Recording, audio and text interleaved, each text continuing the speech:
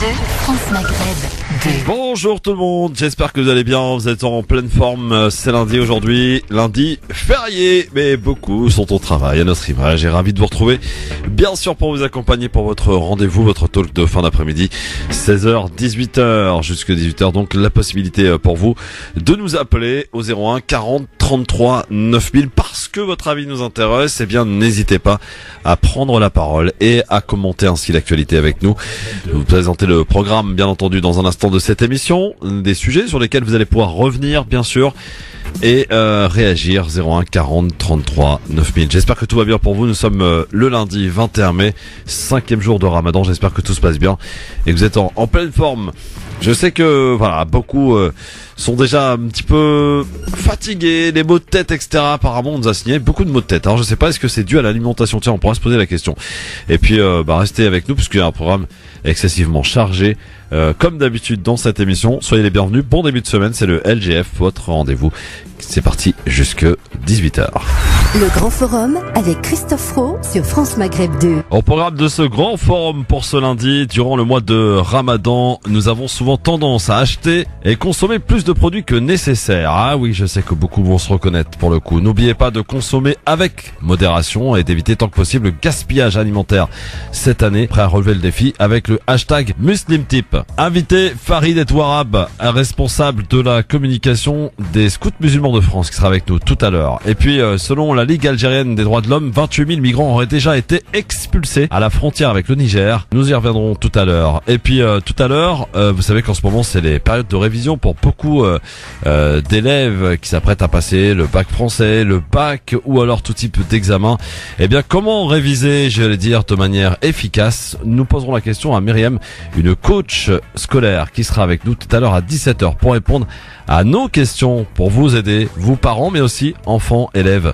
La question LGF, le ministre de l'Intérieur Gérard Collomb a jugé vendredi choquant qu'une dirigeante de l'UNEF à Paris porte un voile islamique, assimilant ce choix à du prosélytisme. Les propos du ministre sont-ils choquants selon vous? Vous répondez oui ou non sur Facebook France Maghreb 2 ainsi que sur Twitter LGF officiel et bien entendu tout à l'heure Libertad, sans oublier à 18h la question qui fait mal à la tête du Ramadan pour jouer gagner des cadeaux et en l'occurrence une corbeille de fruits offerte par fruitselect.com. France Maghreb 2 vous souhaite un beau Ramadan. Eh oui, nous sommes en plein cœur de ce mois sacré du Ramadan et vous êtes bien sur France Maghreb 2 dans le LGF avec Maïssa Leroy aujourd'hui avec nous jusque 18h. Je sais pas si elle restera un petit peu avec nous pour la question qui fait mal à la tête tout à l'heure. Ah, on verra. Ouais, on verra. Si elle n'a pas trop mal à la tête justement. Voilà, c'est ça.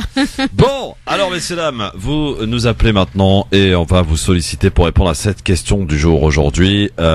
Le ministre de l'Intérieur, Gérard Collomb, a jugé vendredi choquant qu'une dirigeante de l'UNEF à Paris porte un voile islamique, assimilant ce choix à du prosélytisme. Les propos de ministre vous ont-ils choqué? Vous répondez évidemment sur Facebook France Maghreb 2, Twitter LGF officiel ou en nous appelant 01 40 33 9000. Est-ce que ça vous a choqué ces propos de ce ministre? Si on y rajoute les propos de Marlène Schiappa, bref, cette histoire est devenue quasiment un scandale d'État. Le fait que cette jeune femme, qui est donc présidente de l'UNEF, d'un secteur, d'une branche de l'UNEF, Paris 4, est apparue à la télévision avec un foulard sur la tête, Maïssa, ça devient tout de suite une polémique. Toujours.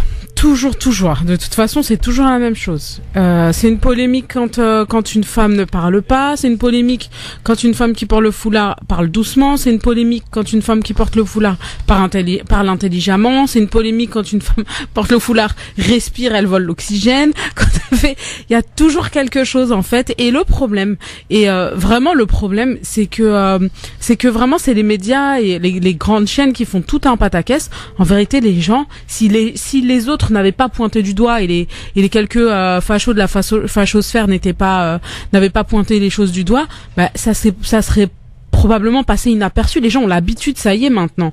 C'est plus vraiment, je comprends pas qu'on alimente comme ça. Les médias alimentent constamment ce problème-là et alimentent le débat autour de ça. Aujourd'hui, il y a eu un sondage Oui, en plus 80% ont pensé que oui.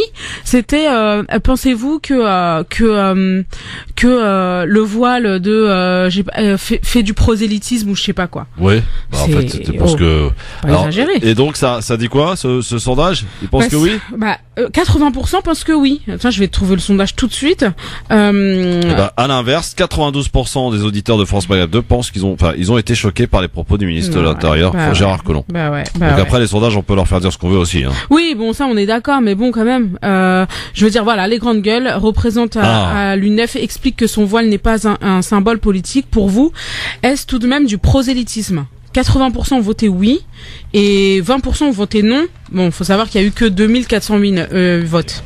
Ouais. Pour des grandes gueules, c'est pas beaucoup. Oui, c'est vrai. Donc, je sais pas, ils veulent pas nous lâcher un petit peu. Je sais pas. Moi, je suis effarée en fait par. Sincèrement, ça me fait me dire à chaque fois que la France, l'État français est un pays profondément raciste.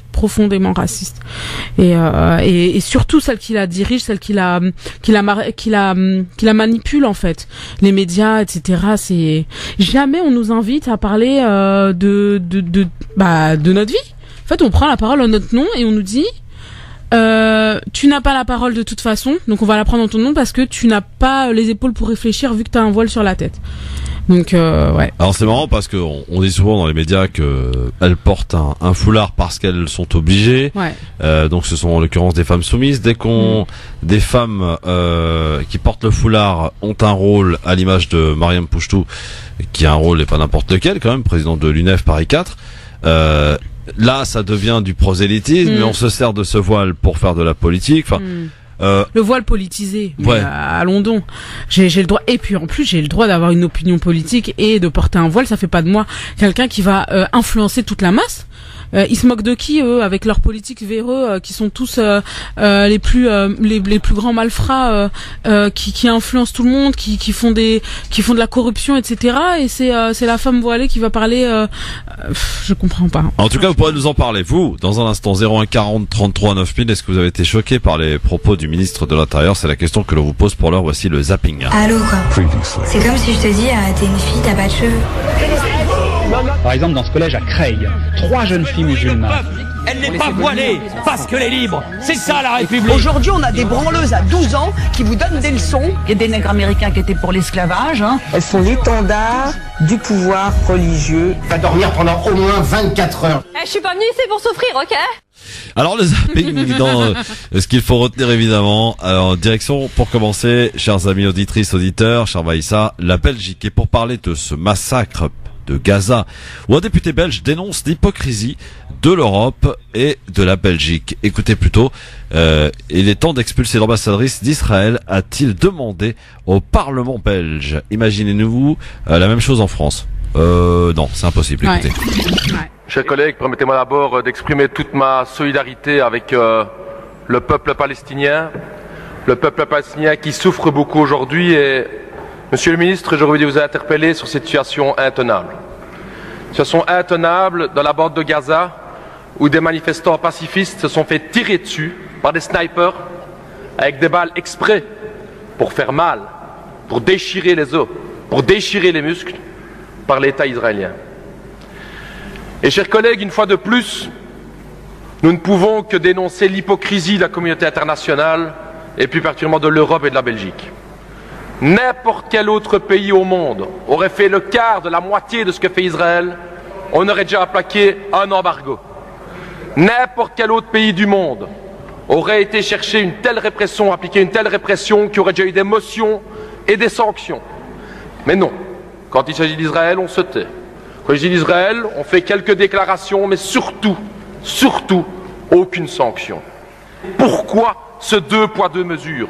Pourquoi tellement intervenir contre les autres pays et jamais prendre des sanctions contre Israël? Ça, c'est la question que l'ensemble des peuples du Sud nous pose comme question. Pourquoi cette hypocrisie? Ici, dans notre propre pays, l'ambassadrice israélienne a taxé de terroristes tous ceux qui ont été tués lundi, y compris les enfants et les bébés. Alors j'ai entendu, Monsieur le ministre, que vous l'avez convoqué. Convoquer, c'est bien, mais je crois qu'il faut aller plus loin que ça. Nous estimons avec le PTB qu'il est temps d'expulser cette ambassadrice pour de tels propos. lorsque le peuple sud-africain se battait pour l'égalité des droits, ils sont battus contre l'apartheid, comme l'apartheid aujourd'hui existe en Israël. Seules des sanctions internationales et la lutte du peuple sud-africain ont permis de lever l'apartheid dans ce pays. Il n'y a pas d'égalité entre le colonisé et le colonisateur, comme il n'y avait pas d'égalité entre le peuple noir en Afrique du Sud et l'État sud-africain. C'est ça la question, c'est ça l'hypocrisie dans laquelle on est. Il n'y a pas deux côtés à voir. Il est temps de prendre parti. Et prendre parti, vous le savez tous ici, et c'est ça l'hypocrisie. Du côté des partis de droite, c'est que Israël n'entendra aucun autre message que la pression économique ou la pression militaire, mais vous le savez très bien, maintenant qu'ils ont l'appui des États-Unis, ils s'en foutent complètement des petites déclarations, vous le savez. Et c'est ça qui est hypocrite, un petit fax qu'on envoie, une petite convocation. Il est temps de prendre des mesures aujourd'hui, parce qu'il y a un peuple palestinien dans la bande de Gaza. 95% de l'eau n'est pas potable. Que ferions-nous? Que ferions-nous si nous étions là? 45% de chômage, et on regarde. Alors cette hypocrisie à l'Union Européenne, M. Renders, il serait temps de la dénoncer, et si vous voulez vraiment faire avancer les choses, vous auriez pu prendre un acte bilatéral qui est celle d'expulser l'ambassadrice, comme l'autorité belge, vous auriez pu le faire, et c'est regrettable que vous ne le faites pas, et c'est vraiment hypocrite. Voilà, et ben dites donc qu'il fallait en Belgique pour voir un tel discours d'un député qui s'est vraiment, qui pour le coup on peut lui dire merci monsieur quoi. Ah bah oui, bravo, franchement, bravo, vraiment. Il dénonce les choses telles qu'elles sont et il s'en fout et il dit les choses. Il y a pas de filtre, il y a rien du tout. Ici on fait la politique de l'autruche. On voit bien que voyez il y a une injustice palpable et surtout c'est des choses inhumaines qui se passent en Palestine, mais c'est pas grave. Faut pas les froisser. Ah non, les pauvres, ils se défendent. Donc, Alors, j'ai trouvé quand même un député français qui a des propos de dénonciation. Il s'appelle Jean-Paul Lecoq. Il est député communiste. Voici ce qu'il dit. Député français, donc communiste, sur les Gazaouis. Vous menez une politique de terreur. Vous êtes un État terroriste dans votre comportement. Si j'étais Gazaoui, je n'aurais qu'une envie, c'est me retrouver avec ceux qui sont face aux soldats israéliens. Parce que ma dignité d'homme m'appellerait vers cette frontière. Je ne reviendrai pas sur la provocation concernant l'ambassade américaine. Je ne reviendrai pas sur les massacres, les 58 morts, les 2000 blessés à Gaza, sur les bombardements des positions iraniennes en Syrie, sans mandat, sur la détention de Salah Hamouri, citoyen français depuis août 2017. Voilà, il s'appelle Jean-Paul Lecoq, député communiste français, qui a eu aussi des propos de dénonciation. Et puisqu'on parle de Salah Hamouri, je vous précise que demain nous recevrons son épouse Elsa Lefort, qui sera avec nous demain entre 16h et 18h sur France Maghreb 2. On pourra l'interroger évidemment en vue de ce que subit son mari Salah Hamouri depuis son incarcération. Voilà, mais ça pour en tout cas, voilà le côté belge, le côté français. Bon, ouais. C'est tout de suite moins. Il y a des dénonciations, mais bon voilà, c'est pas pareil. Ouais, c'est pas pareil, hein, franchement. Et puis lui, il va se faire lyncher, sa carrière politique va sûrement se terminer. Enfin voilà quoi, on sait le revers de la médaille quand une personne prend une position claire par rapport au conflit israélo-palestinien, hélas. Donc c'est vraiment le truc qui devrait être dénoncé. Par tout le monde en fait, mais on fait la sourde oreille, on fait comme si de rien n'était, on fait comme si qu'on ne voyait rien, on fait pire, comme si c'était légitime. Alors. Et je crois que c'est ça qui est le plus dur on fait comme si que c'était légitime ces attaques qu'on fait sur des manifestants, quand même, on fait ça sur des manifestants pacifistes, je veux dire, hein. C'est pas comme si que c'était de la légitime défense. Puis quand bien même ils utilisent des armes abominables. Mais bon, on dit rien, personne dit rien. Alors on continue dans ce zapping et pour finir, j'ai envie de dire par rapport aussi à la question du jour, vous savez qu'on parle beaucoup de cette jeune femme parce qu'elle a ce foulard sur la tête et parce qu'elle est apparue sur M6 avec ce foulard en tant que présidente responsable de l'UNEF, un syndicat d'étudiants, Paris 4. Et eh bien sur les émissions évidemment de débat, on ne parle que de ça, évidemment. Et à l'image de cette émission que beaucoup moins d'auditrices et d'auditeurs écoutent d'ailleurs, et c'est pas pour nous déplaire parce que franchement le niveau est extrêmement bas, que ce soit les grandes gueules de RMC à la télé. Alors écoutez, là c'est Gilles William Godladen qui s'exprime, et l'animateur en question, un animateur islamophobe, n'ayons pas peur de le dire, qui s'appelle Olivier Truchot. Voici ce qui se passe sur RMC à l'heure de grande écoute des grandes gueules. Moi ça m'est totalement égal les motivations de Madame Pouchetou. Elle fait ce qu'elle veut, Madame Pouchetou. Et moi, je dis ce que je veux. Et ça n'est pas Madame Pouchetou qui m'intéresse, c'est la dérive de l'UNEF. Tu l'as rappelé. En 2013, l'UNEF était encore, à tort ou à raison, contre le voile à l'université. Et maintenant, l'un de ses représentants porte le hijab. On voit bien que certaines organisations à la ramasse, comme le Parti communiste, est obligé de faire un clientélisme invraisemblable, y compris auprès des islamistes, pour pouvoir perdurer. Et l'UNEF est une organisation à la dérive complète. Je me permets de vous rappeler que l'UNEF tolère les camps racisés. Ça n'est pas rien, voir l'article du Monde. L'UNEF a accepté de par ses cadres, y compris Madame Caroline de Haas, de voir ses cadres harceler certaines de ses militantes pendant des années et jusqu'en 2009. Ça n'est pas non plus extrêmement moderne. L'UNEF participe au blocage des universités de manière quelquefois violente. C'est l'UNEF a menti, a cautionné le mensonge propagé notamment par médias sur cet étudiant imaginaire qui aurait été frappé, etc. Où que je tourne mon regard, l'UNEF est aujourd'hui un syndicat totalement en déliquescence qui est obligé maintenant... tu penses que stratégiquement, tu crois que ça attire des étudiants le fait d'avoir une représentante voilée? Je pense que dans la crise du mouvement estudiantin, comme dans la crise du mouvement communiste, ils sont bien contents d'agréger des islamistes pour pouvoir encore perdurer. On pourrait y voir Joël, Sylvain et Gilles William, de l'entrisme pendant longtemps. Oui. Ce sont finalement les trotskistes qui pratiquaient l'entrisme, notamment à l'UNEF. Et d'ailleurs, il y a d'anciens trotskistes qui ont aussi été responsables de l'UNEF. Et on a l'impression maintenant ce sont les frères musulmans. Et on sait que c'est dans la doctrine des frères musulmans. C'est dans la doctrine des frères musulmans de faire de l'entrisme. En tout cas, elle porte un hijab et c'est quand même un islam rigoriste. Voilà, c'était un petit extrait de 2 petites minutes quand même, 2 minutes de torture, des grandes gueules. Il m'exaspère à faire genre, elle fait ce qu'elle veut, mais quand même le hijab, mais arrête de faire genre tu sais parler en arabe en fait. Dis le foulard, dis le voile, mais arrête de nous prendre la tête à faire genre t'as fait LV3 arabe.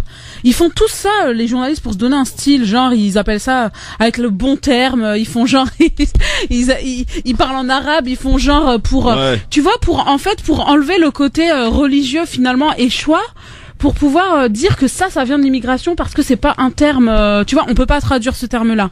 Tu vois ce que je veux dire? Bon, en tout cas, vous continuez de répondre à la question 01 40 33 9000. Est-ce que les propos du ministre de l'Intérieur qui évoque le voile, le foulard de Myriam Pouchetou et qui parle de prosélytisme, vous répondez à cette question? Tiens, peut-être Salim au téléphone. Bonsoir Salim. Oui, bonsoir. Bonsoir Salim de l'Essonne, on t'écoute. Ouais. Bonsoir, en fait, je voulais réagir justement, là, j'ai entendu les propos de Golnadel, là. Oui. Franchement, je sais pas quoi dire, franchement, c'est un guignol, ce type. Faut qu'il arrête de... Non, mais faut qu'il arrête un petit peu de sans arrêt de trouver des termes de tout le temps. Moi, personnellement, qu'elle porte le foulard ou qu'elle le porte pas, ça ne me dérange pas, moi. Ça me dérange pas. Oui. Voilà, mais en quoi ça dérange ce type-là qu'elle le porte ou qu'elle le porte pas? Chacun fait ce qu'il veut. Il me semble que c'est pas interdit, non? Il me semble que voilà, chacun fait ce qu'il veut. Par exemple. Faut qu'il arrête de nous prendre pour des guignols. Faut qu'il arrête de nous casser les pieds avec ces histoires de. Mais le problème c'est que ça marche bien en fait. Le problème c'est que ça marche bien. Ça marche bien, comme dit Maïssa. Ça vend bien. Ça fait de l'audience, donc c'est parfait. Mais je les écoutais ce matin. Je rigolais, mais dans ma tête, je me disais mais qu'est-ce que c'est que ce sujet-là? Mais s'ils le font, c'est qu'ils sont écoutés. Il y a pas de secret. S'ils le font, c'est qu'ils sont écoutés. S'ils le font, c'est que ça fait le buzz. S'ils le font, c'est que ça intrigue, ça intéresse. Mais pourquoi finalement ça intègre et ça intéresse? Le pire, c'est qu'il y a des sujets beaucoup plus graves que ça. Bien sûr. Mais ça, tout le monde le sait aussi. Oui. Mais c'est le mystère autour de la femme qui porte le foulard parce qu'on ne laisse pas s'exprimer la femme qui porte le foulard. Vous vous rendez compte, on en est en France en 2018, à s'offusquer parce qu'une femme apparaît avec un foulard sur la tête. Mais c'est quoi ce pays? J'ai envie de dire, mais c'est quoi ce pays-là? Franchement. Alors qu'il y a des gens qui meurent de faim, de soif, qui crèvent la dalle aux portes de nos villes. Pardon, Salim. aux portes de nos villes, pas plus tard que tu vas juste à la porte de la chapelle, tu vois dans quelles conditions la France se permet abusé de faire vivre ces gens. Il y a pas longtemps, c'est dégueulasse. Je vais vous raconter là. Voilà. J'ai croisé un type là, dans le du côté de l'Agora, je sais pas si tu connais. Oui, l'Agora, oui. Il m'avait demandé de l'argent, bon, j'avais 2 euros, donc je lui ai filé des euros c'était en période de Ramadan. Je lui ai filé 2 euros, le gars, il avait rien à manger, tu vois. Ouais, c'est pas normal en 2018 en France qu'il y a encore des personnes qui n'aient rien à manger. Mais non, nous ça nous offusque pas. Ce qui nous offusque, c'est une femme qui apparaît avec un foulard sur la tête. Qui maîtrise la langue française. Waouh, le top, bravo, la conscience, bravo. Merci Salim, ciao. Sinon tu vas m'énerver encore plus, c'est pas envie. 01 40 33 9000. Farid Aït-Ouarab, bonjour, bienvenue. Comment ça va, Farid? Oui, salam alaikum. Ça va très bien, et vous? Bienvenue, mon cher Farid. Bonjour. Merci pour l'invitation. Tu es responsable de la communication des scouts de France. Scouts musulmans de France, tout à fait. Musulmans de France, oui, absolument. Tu n'es pas venu seul d'ailleurs? Oui, je suis venu avec Sherifa. Bonjour Sherifa. Bonjour. Qui est Sherifa du coup? Alors moi déjà bonjour tout le monde et merci pour votre invitation. Je suis en fait je m'occupe de toute la partie administrative dans le projet Umrah, les inscriptions pour les pèlerins et les accompagnateurs et tout le suivi jusqu'au départ. D'accord. Des Umrah pour les personnes handicapées, je crois, à mobilité réduite. Exactement, toutes les personnes qui ont besoin d'accompagnement, d'aide pour pouvoir effectuer le rituel de la Umrah aussi bien à Médine qu'à Mecca. Alors juste auparavant, avant de parler de ça, on se posera sur certaines questions sur le sujet que j'ai proposé aujourd'hui par rapport au fait qu'il y ait beaucoup de gâchis durant cette période du Ramadan. On achète plus que ce que l'on consomme et on jette beaucoup. Et j'ai vu apparaître, je crois, un hashtag Muslim Tip donc sur Twitter et Facebook pour relever le défi d'essayer de ne pas gâcher ou d'arrêter de gâcher. On sait que le gâchis est très très important, notamment. Alors je voyais un chiffre qui m'a quelque peu étonné, c'est plusieurs tonnes de pain qui est jeté à la poubelle en Algérie. Ah mais ça c'est non, c'est dans l'année, c'est hors Ramadan. Non, pardon, pendant Ramadan. Écoute, moi quand je suis partie en Algérie avec mes enfants, ma fille, la petite occidentale qui est calée, elle est partie à la boulangerie, elle a dit bonjour, je voudrais une baguette. Il l'a regardé, il a dit quoi? Il a pas compris. Une famille moyenne, elle consomme au moins entre 5 et 10 baguettes là-bas. Oui, mais sauf qu'ils achètent entre 5 et 10 baguettes et ils en jettent peut-être un peu la moitié. Problème, on en parle, 01 40 33 9000 avec Farid Aït-Ouarab et Sherifa, donc des scouts des musulmans de France qui sont avec nous pour parler donc notamment de l'Umrah pour les personnes à mobilité réduite. Ça promet beaucoup de questions là aussi pour le coup. Puis on parlera de l'Algérie tout à l'heure avec la société civile qui s'offusque par rapport au choix du gouvernement d'expulser justement des migrants venus d'Afrique subsaharienne. Et le chiffre quand même est important. On aurait expulsé visiblement 28 000 migrants depuis le début de cette année en Algérie. À tout de suite.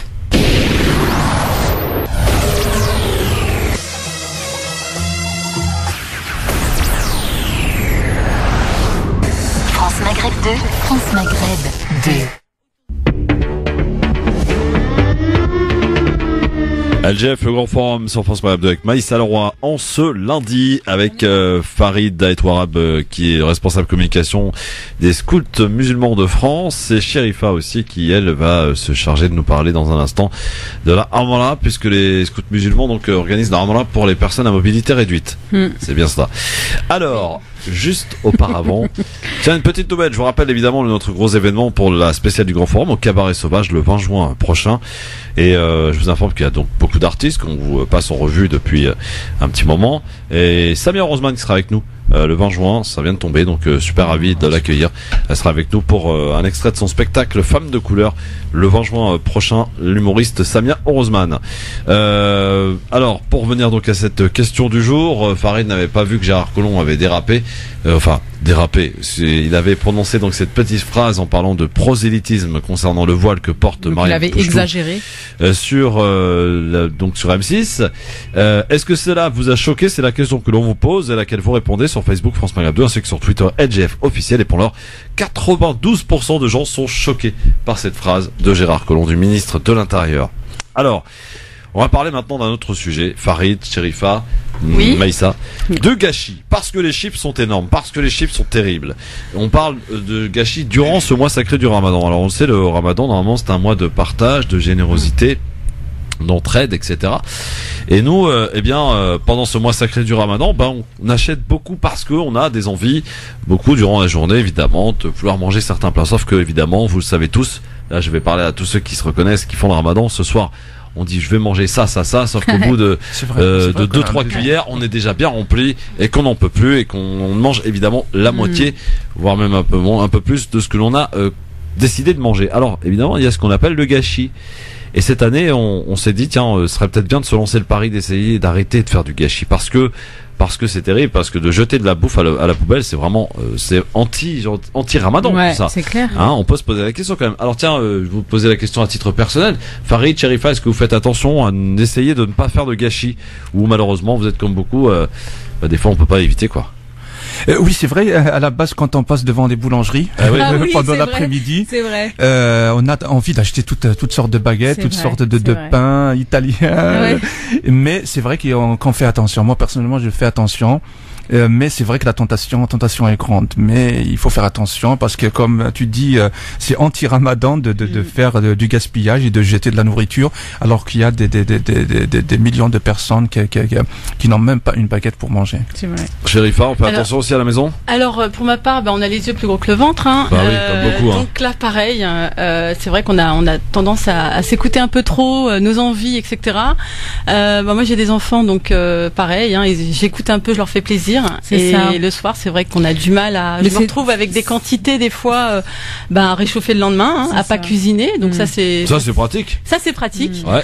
Après, j'ai aussi la chance d'avoir des voisins qui ne cuisinent pas le soir, qui rentrent tard, et là je redistribue en fait des repas. Ah, c'est bien. Donc voilà, ça c'est ma technique pour éviter le gaspillage. Donc tu ne jettes pas à la poubelle, Farid? Alors j'évite. Je dis pas que ça m'est pas arrivé, mais je fais du réchauffé, je récupère, je congèle. Quand je peux donner, je donne. Voilà, mais j'évite vraiment. C'est quelque chose qui me hante pendant le Ramadan parce que effectivement c'est anti-Ramadan, c'est un grand péché aussi.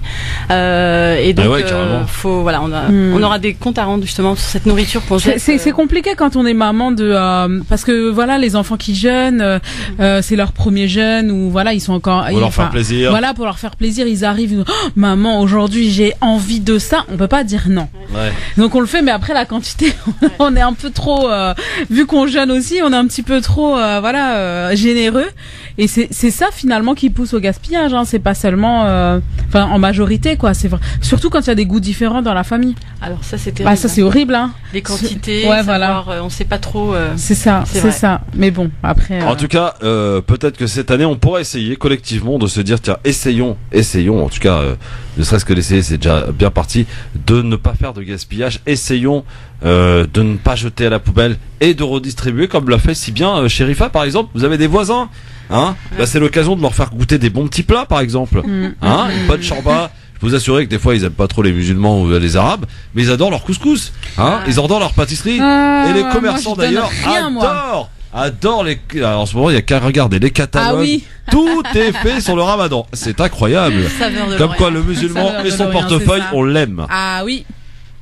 Ah oui, vous avez remarqué quand même. On l'aime trop. Ah mais carrément. On l'aime que quand ça l'arrange parce que. Oui, exactement. Alors, peut-être un appel par ici concernant le gaspillage au 01 40 33 9000. Bah non, il est parti. Tiens, il a tellement gaspillé qu'il est parti. Il gaspille pas son temps. Il gaspille pas son temps lui. Voilà, il est comme ça le type. 01 40 33 9000. Alors nous sommes avec Farid Etouarab qui est responsable communication des scouts musulmans de France. Les scouts musulmans de France qui, on le rappelle, à l'initiative de Cheikh Bentounès, le président, cette journée du vivre ensemble qui était célébrée la semaine dernière, le 16 mai, c'est ça? Oui, exactement. C'était la première année. Ça a été décrété le 8 décembre 2017 par 193 pays de l'ONU. Tous les pays l'ont décrété. Ouais. Et là, ça a été célébré, fêté et dans le monde entier, dans une vingtaine de pays, dans plusieurs villes, comme Montréal, comme Alger, comme Cannes. C'était vraiment extraordinaire. Et à Paris, on a fait une grande fête à l'UNESCO. Donc ça s'est très bien passé. Alors ça c'est donc cette journée du vivre ensemble qui avait lieu la semaine dernière. Est-ce que tu peux nous présenter un petit peu, faire un petit historique rapide concernant les scouts musulmans de France? D'abord, est-ce que Maïssa connaissait les scouts musulmans de France? Alors oui, moi je les connaissais, j'avais vu plusieurs fois leurs actions, ce qu'ils faisaient, j'avais vraiment apprécié. Et d'ailleurs, il y a pas longtemps, j'en parlais avec mon mari, j'ai dit tiens, pour les enfants, ce serait bien de voir ce qu'ils pourraient proposer, etc. Bah ça tombe bien. Donc voilà. Mais oui, je connais. 12 ans, 9 ans et 6 ans. Voilà, 6 ans pas encore l'année prochaine. Voilà, c'est ça. Parce que nous, les enfants, on les reçoit de 7 à 21 ans. Voilà, c'est bien ce qui me semblait. C'est pour ça que j'avais mis du temps quand j'avais connu les scouts. Ma fille à l'époque avait 3 ans. Et du coup, je m'étais dit j'attends ça avec plaisir et voilà. Donc, le petit historique. Oui, l'historique. Donc, les scouts musulmans de France sont nés en 1990 par l'initiative du Cheikh Khaled Ben Tounes à l'occasion, enfin, je sais pas si c'est une occasion, la guerre du Golfe. Quand il y avait la guerre du Golfe, donc il y avait beaucoup de jeunes qui se posaient des questions, qui essayaient aussi, comme aujourd'hui, d'aller. Aujourd'hui, ils vont en Syrie, mais en 90, ils voulaient partir en Irak. Et il y a beaucoup de jeunes qui manquaient de repères. Donc il a pensé parce que lui, en étant jeune, il était scout. Donc il voulait monter les scouts musulmans de France. Donc c'est ce qu'il a fait. Et là, on a fêté cette année les 27 ans du scoutisme. Et on fait partie de la Fédération du scoutisme français, qui regroupe les 5 associations du scoutisme qui sont reconnues au niveau national et international, à savoir les scouts et guides qui sont catholiques, c'est les plus anciens du scoutisme. Après, il y a les scouts protestants, les éclaireurs israélites et les scouts et guides. Depuis 1 an, on a coopté dans la fédération les éclaireurs de la nature qui sont des bouddhistes. Ah, cool. D'accord. Donc c'est une belle action que vous proposez. Donc quelles sont les activités principales des scouts musulmans? Je veux dire, c'est de proposer d'emmener les plus jeunes en balade. Comment ça se passe? Oui, il y a beaucoup. Moi, je dis scout, ça me rappelle, ça me rappelle des trucs, faire des trucs un peu chelous, quoi. Non? Moi, ce que j'aime, ce dont j'avais entendu parler par rapport aux scouts musulmans de France, c'est que justement, quand ils faisaient des petits groupes, en fait, déjà avant, ils voyaient un peu les types de personnalités, qui va être le meneur, qui va être celui qui, enfin quand je dis meneur, c'est pas dans le sens de supériorité, mais c'est dans le sens de lead un petit peu.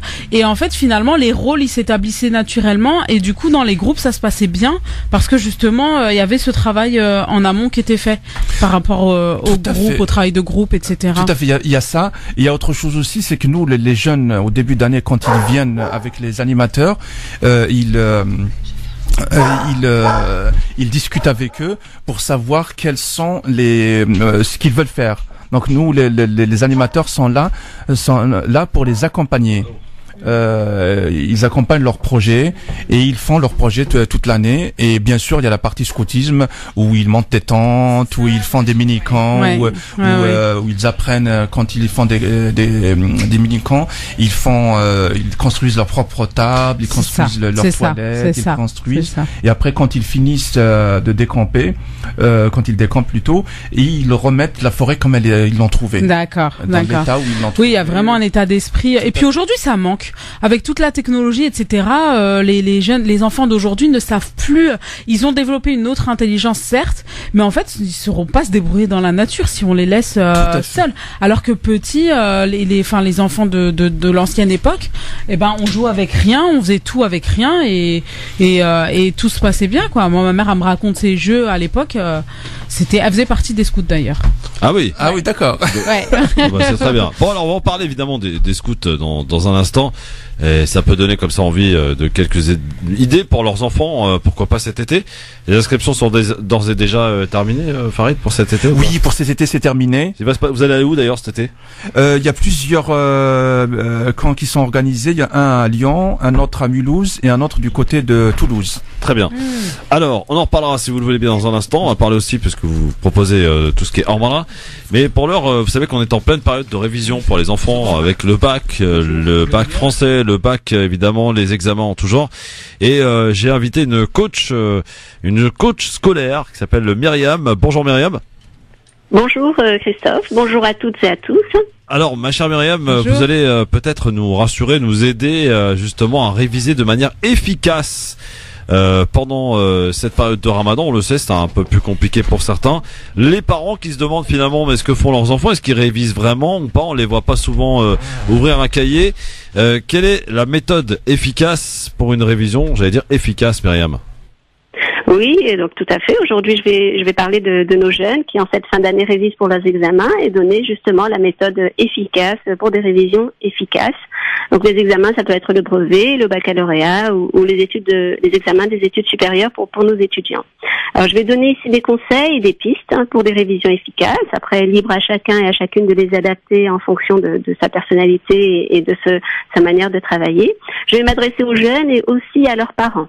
Je vais aborder 3 points qui me semblent essentiels pour réviser de manière efficace. Donc le premier point, ce sera la motivation. Le deuxième point, ce sont les objectifs. Et le troisième point, beaucoup plus concret, c'est le planning de révision, qui peut être utile à beaucoup de jeunes. Alors, tout d'abord, avant de commencer, de manière générale, en tant que parents, nous avons essayé de garder un discours positif et encourageant et valorisant à l'égard de nos enfants et de nos jeunes. C'est un peu comme si nous étions les coachs de nos enfants lors de cette étape importante. Nous les accompagnons. La plupart d'entre nous avons passé des examens dans notre vie, des examens que ce soit à l'école ou dans les études supérieures, et nous savons que c'est une étape où l'on a besoin d'encouragement et de soutien. Donc après cette petite introduction, je vais aborder le vif du sujet. Comment réviser de manière efficace? Alors le premier point, c'est la motivation. Donc il s'agit là d'aider le jeune ou de faire en sorte que le jeune trouve du sens à ce qu'il fait, à garder, à trouver une motivation. En effet, il est plus facile de s'investir, de fournir des efforts, de passer du temps sur quelque chose qui a du sens et pour lequel on a une motivation. Et c'est valable pour nous, les adultes, vous le constatez au quotidien, et c'est encore plus valable pour nos enfants et pour les jeunes. Quelqu'un de motivé va se donner les moyens d'y arriver. Par exemple, pour un jeune préparant son baccalauréat, on pourra discuter qu'une fois le bac en poche, il sera fier de lui, pourra s'engager dans les études qui lui plaisent. On pourra discuter du métier qu'il envisage après ses études, comment il s'imagine, ce qu'il fera, comment il se sentira. On pourra aussi évoquer les 2 mois de vacances bien mérités après l'effort qu'il aura réalisé.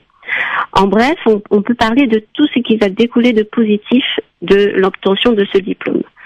Par exemple, si l'enfant est en 3e, donc un peu plus jeune, on pourra insister sur l'intérêt de cette période de révision qui va lui permettre non seulement d'avoir un beau diplôme, mais aussi de consolider ses connaissances et d'arriver en seconde avec un bon niveau. Et parfois, de manière générale, les parents peuvent aider leur enfant à retrouver la motivation juste par une écoute bienveillante, par une prise en compte des difficultés et aussi un regard positif et confiant. Donc globalement, il s'agit pour le jeune de trouver un intérêt aux efforts qu'il fournit. Donc là, c'était par rapport au premier point, la motivation. Alors pour le deuxième point, pour les objectifs. Alors les objectifs, ils doivent être réalistes. Donc réalistes, atteignables. Il ne faut pas mettre la barre trop haut. Il faut que le jeune sente qu'il est en mesure et en capacité d'atteindre les objectifs.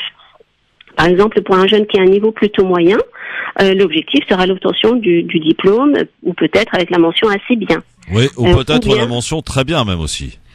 Oui, c'est ce que j'allais continuer. Pour un jeune qui a des facilités, la mention bien ou très bien est un objectif tout à fait réalisable et atteignable. Donc l'élément par rapport à l'objectif, c'est qu'il doit être à la portée. Et que s'installe une dynamique positive et encourageante. Parce que le risque, c'est si on fixe un objectif trop élevé, le jeune risque de se démotiver. Donc vraiment, c'est d'être dans une dynamique où on valorise les progrès. Et autre point, par rapport à l'objectif, il peut être global ou bien on peut préciser les objectifs par matière. Donc par exemple, obtenir telle note en histoire géo ou telle autre note en mathématiques. Et là, on insiste davantage sur les matières où l'enfant présente des difficultés et en lui demandant ce qu'il pourrait mettre en place, en réfléchissant avec lui sur ce qu'il pourrait mettre en place pour atteindre cet objectif. Donc l'idéal, c'est qu'au cours de la discussion, avec des parents, l'enfant, que l'objectif vienne de l'enfant, qu'il les formule lui-même, que le jeune s'approprie cet objectif et il sera plus à même de l'atteindre si c'est lui qui les fixe et qui les formule. Donc là, c'était pour les 2 premiers points. Ensuite, le dernier point, c'est d'établir un planning de révision. Donc, une fois les objectifs établis ensemble, l'enfant, le planning de révision peut être un outil vraiment très aidant pour 2 points, pour 2 choses.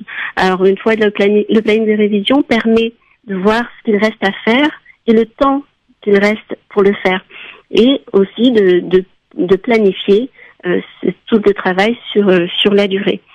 Donc l'idéal, c'est bien sûr de le suivre assidûment, mais si on fait quelques écarts, ce n'est pas grave, il faut juste essayer de s'y tenir au mieux. Maintenant, si votre enfant a l'habitude de faire des plannings et qu'il ne les tient jamais, c'est que le problème est ailleurs. Il va peut-être falloir retravailler sur la motivation, sur les objectifs ou sur la manière même dont le planning a été réalisé. Alors concrètement, comment est-ce qu'on établit un planning de révision? Là, je vais donner les 2 étapes. C'est pas compliqué, c'est juste 2 étapes à appliquer.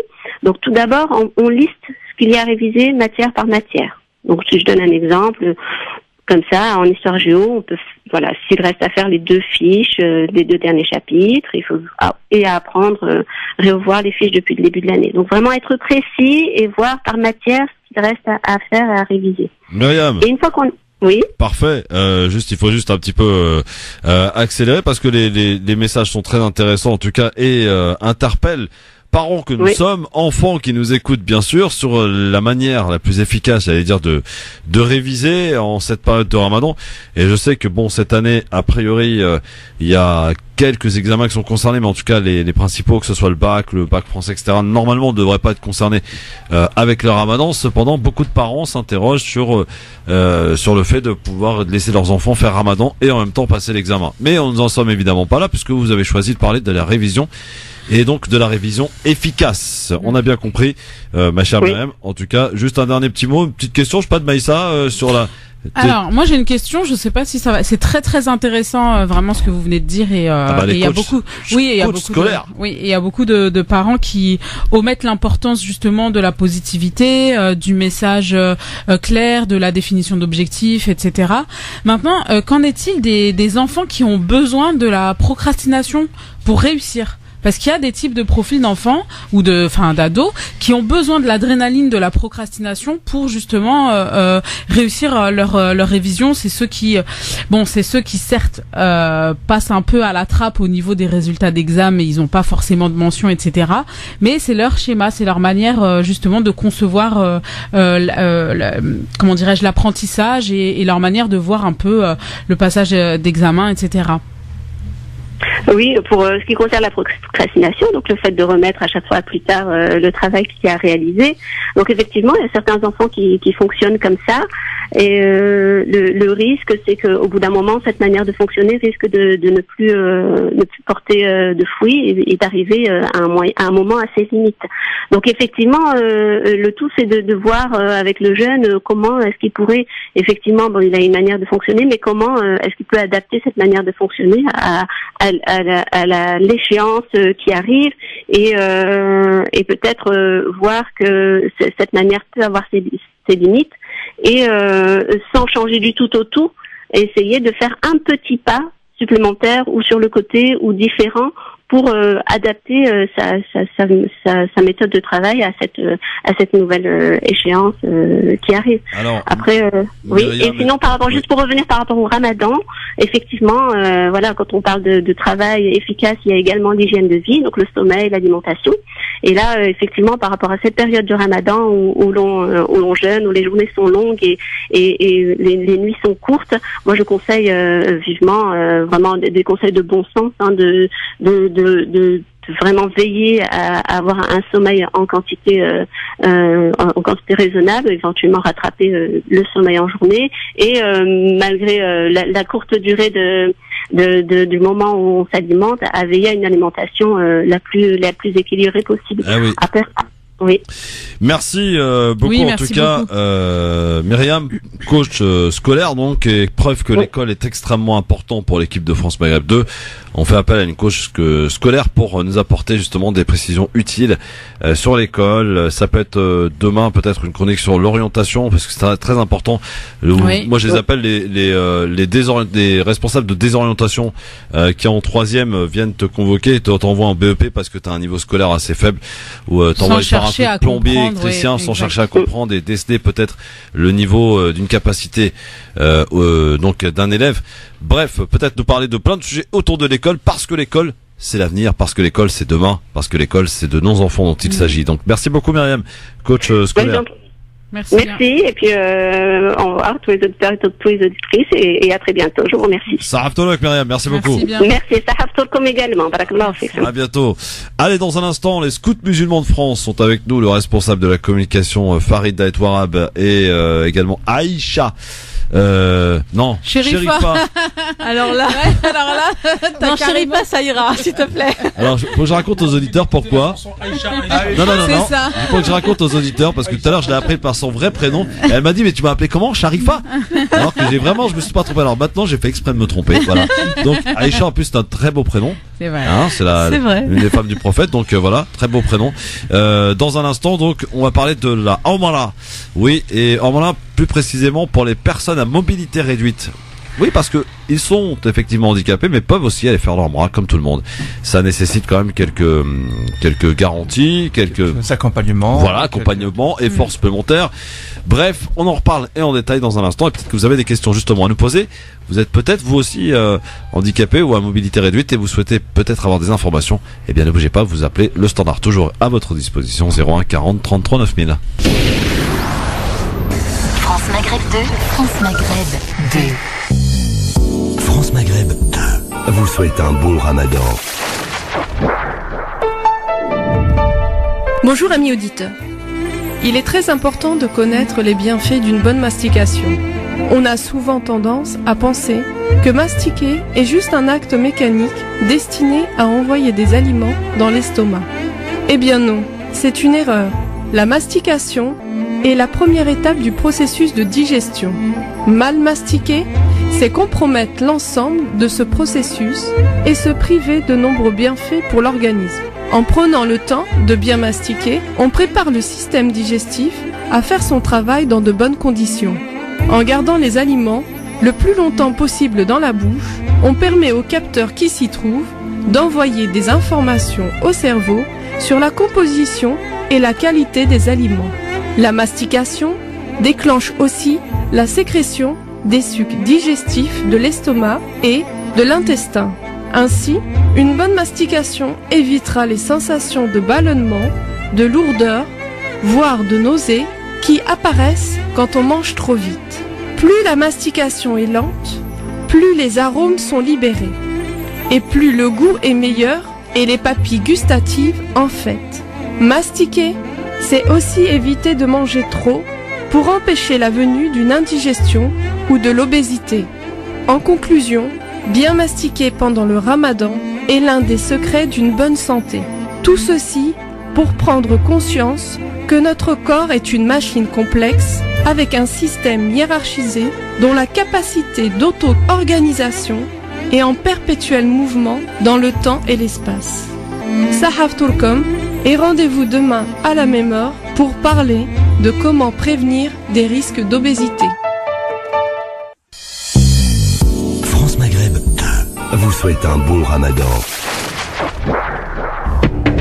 LGF, le grand forum, messieurs dames, merci d'être avec nous, avec Maïssa Leroy qui est avec nous, et on est avec les scouts musulmans de France, Farid Daetwarab, responsable de la communication au sein des scouts musulmans de France, et Chérifa qui est avec nous. Alors Chérifa, hormis le fait que tu t'occupes de l'armement, c'est quoi ton rôle chez les scouts là? Alors mon rôle c'est déjà d'inscrire les accompagnateurs et les futurs pèlerins, donc à la prochaine Umrah qui se tiendra en février 2019, du 20 février au 3 mars. Ouais. Donc là les inscriptions sont ouvertes. Voilà, donc toutes les personnes qui souhaiteraient nous accompagner donc des personnes à mobilité réduite. Qu'est-ce que tu entends par mobilité réduite? C'est personne en fauteuil, personne personnes. Pas forcément. Toutes les personnes qui n'ont pas, qui sont touchées par le handicap. Voilà, le handicap sensoriel, physique, psychique. Oui. Enfin, vraiment plutôt les personnes qui ont besoin d'aide au niveau de leur autonomie pour dans l'environnement, dans leur environnement sur place, pour pouvoir effectuer le rituel qui est quand même assez une charge difficile pour quelqu'un qui peut qui a par exemple une personne insuffisance cardiaque. On a eu des cas comme ça et qui pourtant le handicap n'était pas visible. Des personnes d'un certain âgé, âgées, c'est ce que j'allais dire. Voilà, donc toutes ces personnes-là qui ont vraiment besoin d'aide, on est là pour eux. Et donc, ça se passe comment vous partez, j'allais dire, avec une délégation un peu plus importante et de professionnels, des médecins par exemple? Oui, tout à fait. Alors on a un comité de pilotage qui est composé de 2 médecins, donc on a une femme et un homme. On a donc une éducatrice qui est moi-même. Ah, vous êtes éducatrice. Tu es éducatrice. Voilà, je suis éducatrice. On a un infirmier. C'est vrai que ça se voit d'ailleurs sur toi. Ah, c'est vrai. T'as l'air très très sévère. C'est non, c'est pas vrai. Ça se voit, c'est ce qu'on me dit. Madame l'éducatrice. Et donc on a 2 aumôniers, donc une aumônière et un aumônier, et voilà, on a donc ce groupe-là qui, on est vraiment, on est toute une équipe en fait, et on accompagne donc les pèlerins. On est toujours présents, on se déplace ensemble, et donc alors le but, comment ça se passe? On a deux accompagnateurs pour un pèlerin, c'est-à-dire que lorsqu'on part de Roissy jusqu'à notre retour, on a ces 2 accompagnateurs qui suivent le pèlerin H24. Ah oui. Donc c'est ça le donc plus. Il faut du personnel, hein. Alors justement, il nous faut du personnel, c'est pour ça qu'on est là aujourd'hui, parce qu'on voudrait des accompagnateurs, si possible, qui ont des compétences dans le milieu médical. Ça nous faciliterait justement. Donc les aides-soignants, les éducateurs spécialisés, les infirmiers et toutes les personnes bien sûr qui souhaitent, qui nous écoutent. Voilà. Donc vous pouvez nous joindre donc au 06 50 94 59 34. Alors doucement quand même. Alors, Madame l'éducatrice, on se calme. Oui, voilà. Alors, je reprends mon souffle. Voilà. 06 50. Alors, prenez vos crayons. Oui, voilà. Ça, c'est C'est ça. Et une feuille aussi. Prenez une feuille ou écrivez sur votre main. Non, tu peux écrire sur ta main. Voilà. Ah, c'est vrai, c'est vrai. Voilà. Ou sur le téléphone. J'écris beaucoup ni sur stylo, ma main. ni feuille. Sur le bras, ça marche bien. Et surtout, appeler au 06 50 94 59 34. 06 50 94 59 34. Voilà. Comment il t'a mis KO, Farid? Alors, combien de personnes vous prévoyez d'emmener pour cette prochaine Ormala? Oui, si on y arrive, une dizaine de personnes. Donc si mes comptes sont bons, ça fait 20 accompagnateurs. 20 accompagnateurs minimum, plus l'équipe médicale, plus les aumôniers, plus la logistique, donc ça fait une belle équipe. Question un petit peu qui fâche, mais du coup, il n'y a pas de question qui fâche. Ça nécessite un coût plus important, ça. Oui, là c'est vrai, c'est pas qui fâche, mais ça tu touches tu touches vraiment le point sensible. Le cœur sensible. Forcément, il y a service tout à fait important, donc forcément parce ça que se paye. Exactement, ça se paye, et nous chez les Scouts musulmans de France, on est aidé, on est financé par l'État sur tous les projets sauf celui-là. Bah oui. Parce que il y a Médine, il y a la Mecque, donc on compte sur les bonnes volontés, on compte sur les entreprises, et on a des entreprises, des grosses associations qui nous aident, des musulmans et non musulmans, mais là pendant le Ramadan, ça pouvait faire une bonne action pour aider. En plus, il y a certaines personnes, elles ont un double handicap, le handicap physique et le handicap financier. Donc ils peuvent donc pour l'handicap physique, on est leur béquille, comme dirait un journaliste, il a dit vous êtes les béquilles des pèlerins, et pour la partie financière, on a besoin de votre aide, on a besoin de votre soutien. Forcément, eh bien, donc l'objectif c'est de trouver là ce que vous recherchez en particulier, c'est des accompagnateurs. Accompagnateurs, et pas que, il y a aussi des pèlerins. Donc ces fameuses personnes qui souhaiteraient partir et qui ne peuvent pas. Alors par exemple un non-voyant, un sourd. Un non-voyant, un sourd, une personne tétraplégiques, paraplégiques, voilà, toutes les personnes qui ont vraiment des difficultés à pouvoir effectuer leur Umrah mais je peux pas y seul. aller, etc. à cause Exactement. de mon handicap. Voilà. Ou bien aussi, on oublie, mais souvent on a des parents, des oncles, des tantes qui souhaiteraient partir et qui ne peuvent pas partir seuls et qui attendent après leurs enfants, qui ne sont toujours pas prêts et qui ne seront jamais prêts d'ailleurs. Et du coup, le temps passe et ces personnes-là n'ont jamais, se sont jamais rendues, voilà, sur les lieux saints. Et ces personnes-là, vraiment, ils peuvent venir avec nous. Vraiment, on est vraiment là pour eux. On prend soin d'eux et ils sont vraiment j'ai déjà mon appel en téléphone. Ah ouais. Il n'arrête pas de sonner le téléphone. Donc laissez-la tranquille. On termine l'émission. Voilà. Donc voilà, ils ont vraiment cette garantie-là d'un groupe sérieux. Ça fait quand même 10 ans que ça existe. 10 ans qu'on a accompagné des personnes à mobilité réduite et on a été entouré de plein d'accompagnateurs.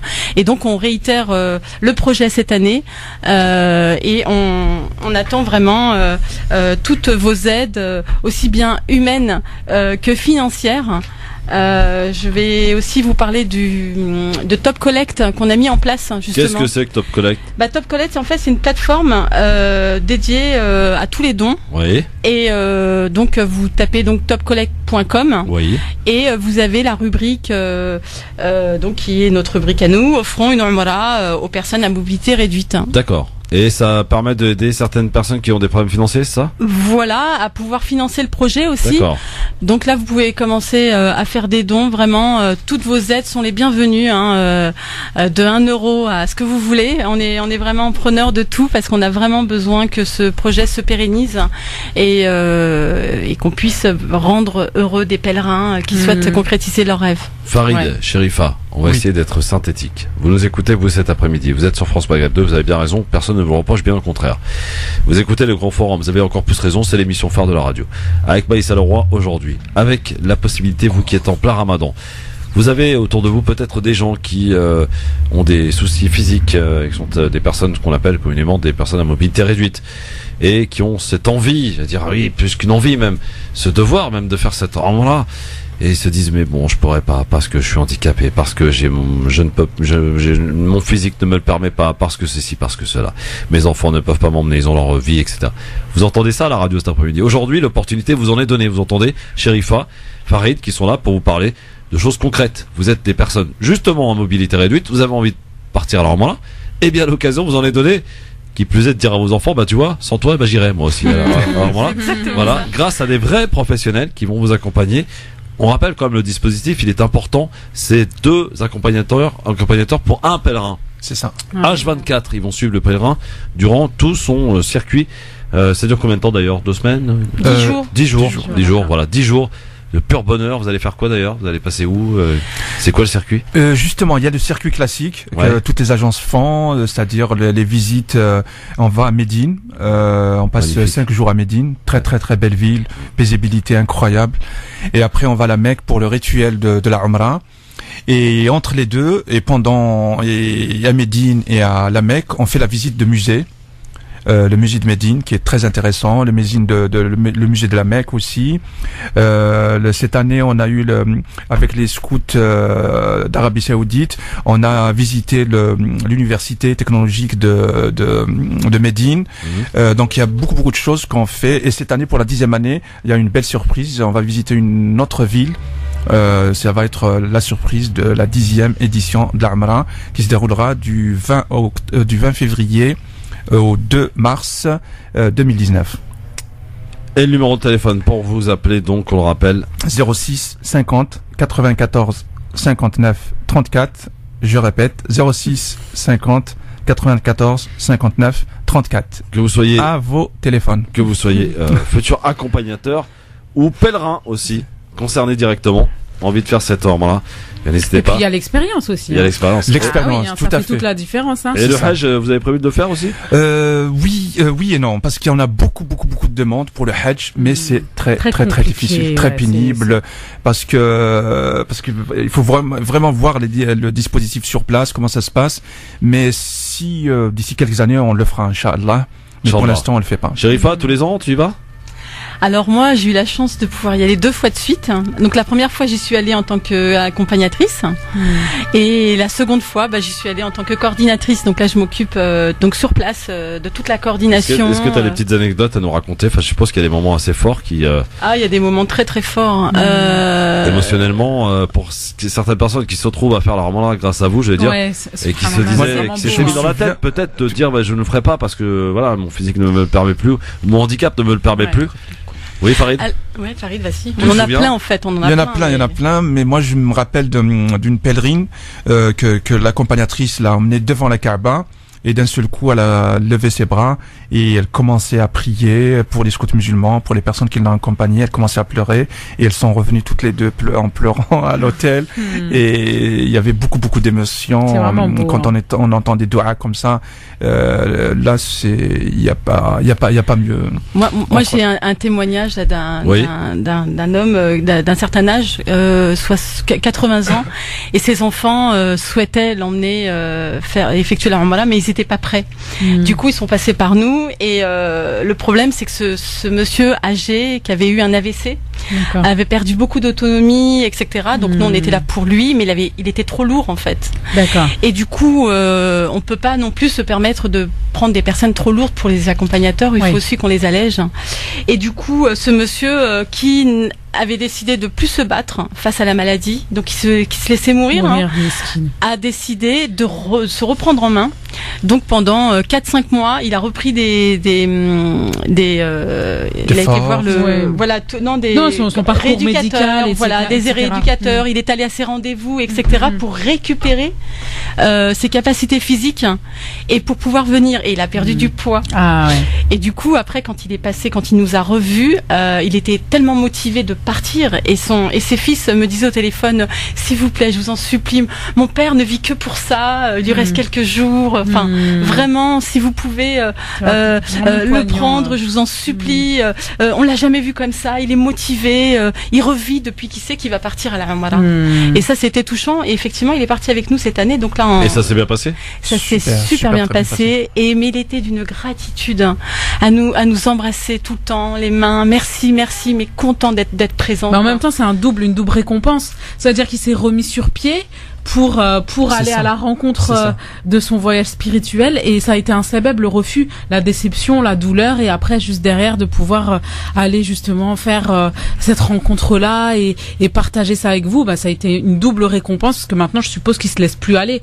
En fait, il doit être en mode voilà, ça y est, j'ai réussi à me reprendre en main. Maintenant je continue. Il a juste envie de repartir. Voilà. Exactement. Et il y a aussi certaines mamans aussi d'un certain âge où leurs enfants ne les reconnaissent pas.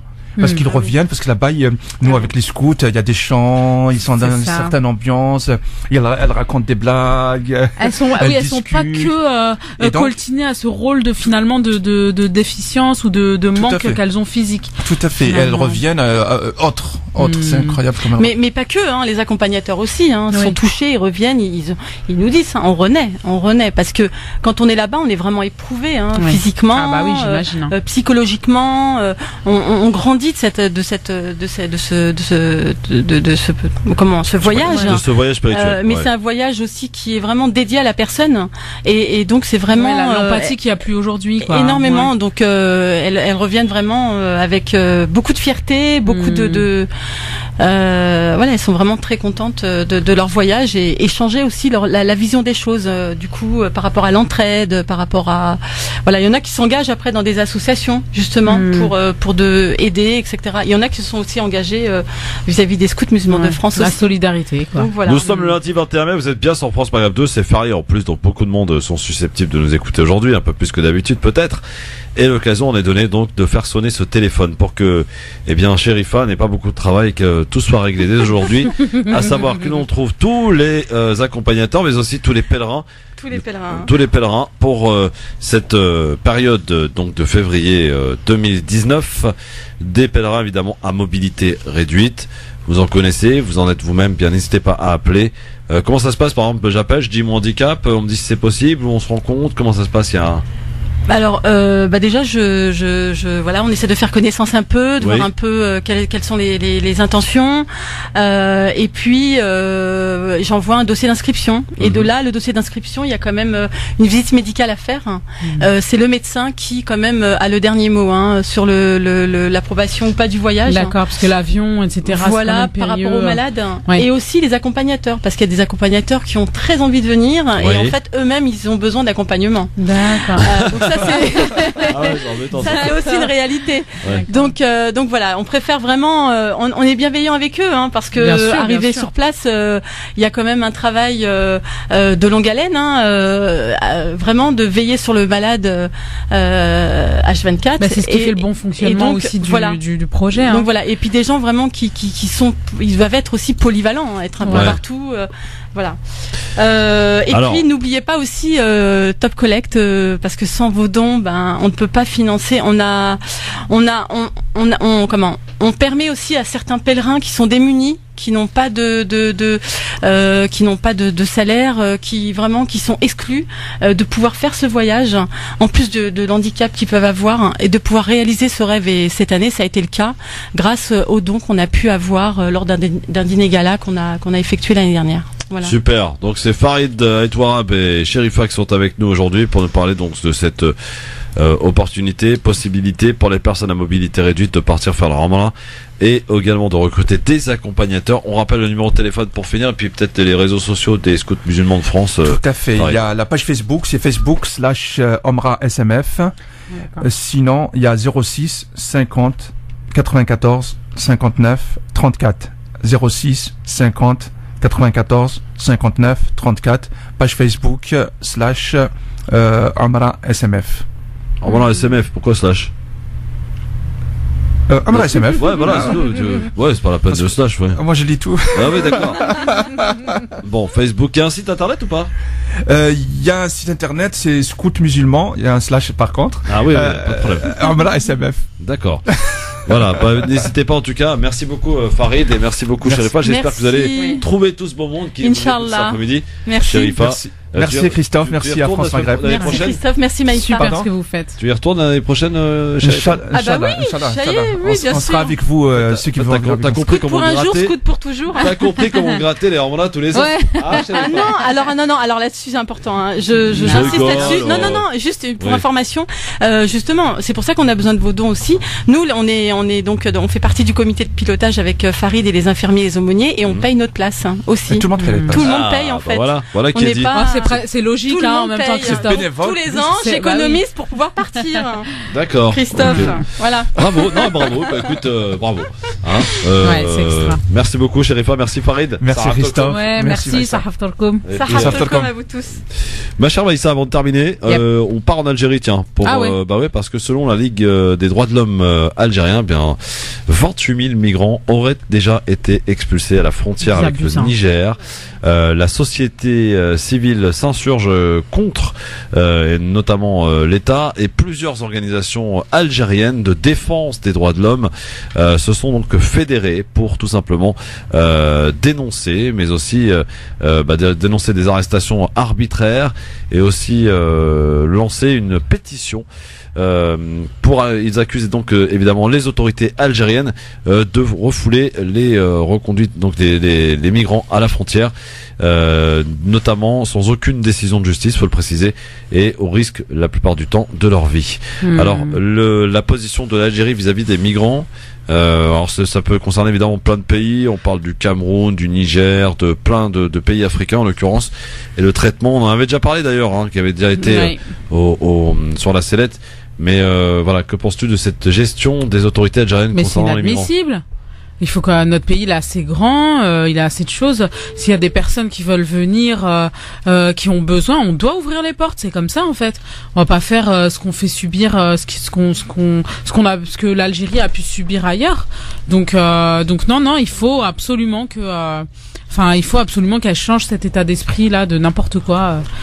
Non. Ouais. Alors, en tout cas, on en reparle encore une fois parce que donc c'est la Ligue des droits de l'homme algérien qui a dénoncé donc le fait que l'Algérie aurait effectivement expulsé 28 000 migrants.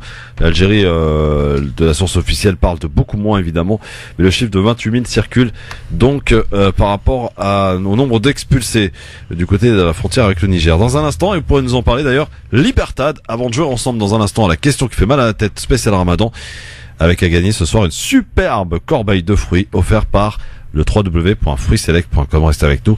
Et l'émission Parler Islam à 18h30 avec le professeur Samir Abstam ce soir.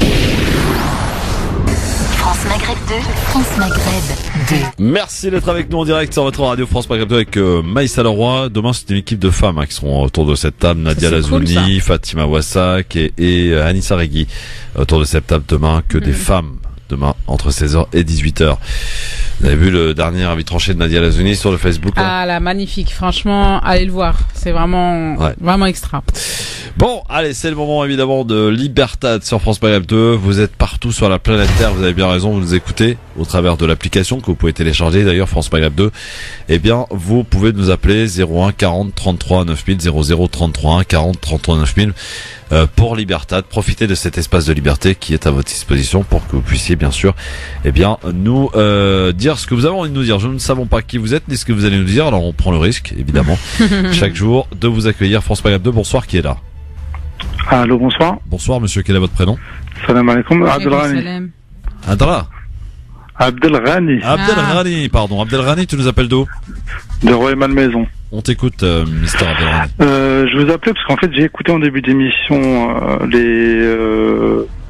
les députés belges et français. Oui. Et donc moi j'ai reçu ça j'ai reçu ces vidéos là qui tournent depuis quelques jours sur un réseau de messagerie communautaire. Ouais. Enfin, un réseau de messagerie sociale, je sais pas comment on peut appeler ça, hein. Je sais pas si on peut les citer ou non. Vas-y, balance. C'est WhatsApp. Donc, il y a beaucoup de choses qui tournent, intéressantes. Et moi, j'ai reçu une vidéo qui m'a beaucoup choqué et je voudrais savoir, est-ce qu'on peut la diffuser à quelqu'un? Je sais pas s'il peut en faire quelque chose. Enfin, c'est des militaires qui tabassent, qui vraiment tabassent des enfants ou des personnes, en tout cas. Et, a priori, ça semble être des soldats israéliens et je sais pas trop. Donc, je voulais vous savoir, je me tournais vers vous. Alors aucune idée, puis il faut faire attention aussi aux réseaux sociaux parce que parfois on peut avoir des vidéos, c'est des montages, des montages, etc. Mais maintenant, il n'y a pas besoin d'une vidéo pour savoir que les militaires israéliens se comportent. Moi j'ai reçu ça, c'était à l'heure du sport et ça m'a perturbé un peu hier. Donc merci en tout cas Abdelghani et restons vigilants et ne prenons pas non plus tout pour argent comptant. Faites attention parce qu'il y a du montage et il y a beaucoup de Merci beaucoup. Merci pour ce que vous faites en tout cas. Vous je vous en prie. Continuez comme ça. Sarah Tolok. Merci beaucoup. 01 40 33 9000. Évidemment, je cherchais le mot, c'est des fakes. Voilà. Ouais, voilà. 01 40 33 9000. Non mais ça, il y a beaucoup de trucs, machin. Ah beaucoup. Maintenant avec les technologies, laisse tomber. Hein. Ouais, les photomontages, les vidéos, tout ça. Oui. Allô, bonjour, qui est là? Allô. Ah voilà, le chat il est là. Mais pourtant il gêne pas le chat. Interdit de croquettes le chat. Terminé. 01 40 33 9000 bien sûr pour nous appeler. Allô, bonsoir. Allô. Bon, il est parti par ici. Évidemment, la possibilité vous en est donnée. Je vous rappelle également, pour réserver votre place pour la spéciale du Grand Forum, venez. C'est même autorisé pour les chats pour la spéciale du Grand Forum le 20 juin au Cabaret Sauvage avec plein d'artistes et toute l'équipe de France Maghreb 2 bien sûr que vous pourrez rencontrer, avec qui discuter. Alors je sais pas si Maïssa sera là, on l'espère. J'espère avec mon petit bébé. Avec son petit bébé, car Maïssa, je dois vous le dire, peut accoucher d'un moment à un autre. Ouais. Donc voilà, peut-être que là, à la sortie d'émission, elle peut directement aller donner naissance, Inch'Allah, à une petite ce sera l'émission, ça sera l'émission qui l'aura motivé. Ouais, t'es obligé de l'appeler LGF. Hein. Ouais. Allô, bonsoir, qui est là? Oui, allô, bonsoir. Prénom et ville d'appel. Allô? Oui, prénom et ville d'appel. D'accord, donc El Yacoubi, Nabil. Salut Nabil, tu nous appelles d'où? Voilà, j'appelais pour faire un petit salam à l'ensemble de la communauté. Merci. J'avais une petite question qui me viendra au moment de l'antenne, mais rien de perturbant pour l'antenne. Bah t'es à l'antenne là, mon ami, hein, Nabil. Hein. D'accord, je suis déjà à l'antenne. Bah oui, t'es à l'antenne, hein, ça s'appelle Libertad. Ok, je croyais que j'étais pré-antenne. Donc je fais un salam à l'ensemble des musulmans pour ce ramadan. Okay. En espérant que justement il y aura une paix à venir entre les différents peuples justement qui connaissent de graves conflits, notamment avec ce qui se passe en Palestine-Israël. C'est vraiment triste ce qui s'est passé là. Effectivement. Bah écoute, merci Nabil pour ton petit message sympathique. Merci. À très bientôt. Tu fais quoi, Maïssa? Tu t'en vas ou tu restes avec nous une demi-heure encore? Franchement, je vais y aller. D'accord. Okay. Je vais y aller. La familia qui m'attend. Ah, très bien. Ouais, en tout cas, bon courage, ma chère Maïssa. Merci beaucoup. C'était probablement ta dernière émission de la saison. Oui, c'est ça. Et on espère te voir le 20 juin au Cabaret Sauvage. Avec plaisir. Franchement, avec je ferai tout ce que je peux. Bon, merci Maïssa et bon courage. Allez, à bientôt. Merci à tous. Dans un instant, la question qui fait mal à la tête spéciale Ramadan sur France Maghreb 2 avec à gagner une corbeille de fruits offerte par fruitselect.com. Il est exactement, et vous avez bien raison d'écouter France Maghreb 2 en ce début de soirée, 18h01. Le rappel de l'actualité tout de suite avec Marine Garel. On est de retour très vite, à tout de suite. Bonsoir à tous. À Pau, 3 personnes ont été interpellées et placées en garde à vue dans le cadre de l'enquête sur la mort d'un trentenaire vendredi soir en pleine rue à Pau. Il s'est fait rouer de coups par un groupe d'adolescents, une dizaine. Quand les secours sont arrivés, il était déjà décédé. Depuis, l'enquête s'accélère. 3 mineurs ont été interpellés. La victime était connue des services de police, mais en région parisienne. La nouvelle vidéo choc de L214, elle montre un élevage de poules pondeuses dans les Côtes-d'Armor. Des animaux décharnés plongés dans le noir au milieu de cadavres. Vidéo qui fait grincer des dents, notamment la FNSEA, le premier syndicat agricole. Il dénonce une méthode douteuse et un calendrier opportuniste. La loi sur l'agriculture et l'alimentation arrive demain à l'Assemblée. Près de 70% des écoliers doivent manger de la viande ou du poisson tous les jours à la cantine. C'est le résultat d'une enquête participative menée par Greenpeace France. À Paris, un nouvel incident à la Foire du Trône sur la même attraction qu'il y a 1 mois et demi. Une boule projetée en l'air à toute vitesse et retenue par des câbles. L'un de ces câbles s'est distendu. L'habitacle a heurté le bras du manège. Un couple qui se trouvait à l'intérieur a été blessé. L'homme souffre d'un traumatisme crânien. Début avril déjà, une barre métallique s'était décrochée durant un tour. Des médecins français sont parvenus à greffer des trachées artificielles sur 12 patients souffrant notamment de lésions cancéreuses. Les résultats de cette première mondiale réalisée entre 2009 et 2017 n'ont été dévoilés qu'hier à l'occasion de leur publication. Eurosceptique, populiste, la composition du nouveau gouvernement italien devrait être dévoilée dans les prochaines heures. C'est un inconnu du grand public qui est pressenti pour devenir président du Conseil. Giuseppe Conte, professeur de droit. Il est l'autre star du mariage princier, le révérend américain Michael Curry, depuis son serment samedi devant le prince Harry et Meghan Markle. Certains le comparent à Martin Luther King. France Maghreb 2, service, info, musique, divertissement. France Maghreb 2. France Maghreb 2.